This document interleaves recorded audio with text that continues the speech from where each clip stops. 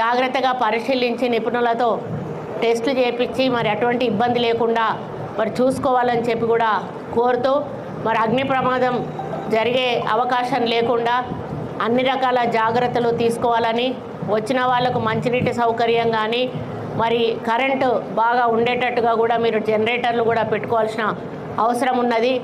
55 days నడుపుతున్నారు. 55 days కూడా ఇంకా జనం దెబ్బ తగ్గకపోతే దాన్ని పొడిగించే ఏర్పాటు కూడా చేస్తే బాగుంటుంది. ఎందుకు అనంటే మరి ఎప్పుడో సంవత్సరానికి ఒకసారి వచ్చేటువంటి కార్యక్రమాన్ని ప్రజలు ఎప్పుడు వస్తుందా అని ఎదురు చూస్తూ ఉంటారు.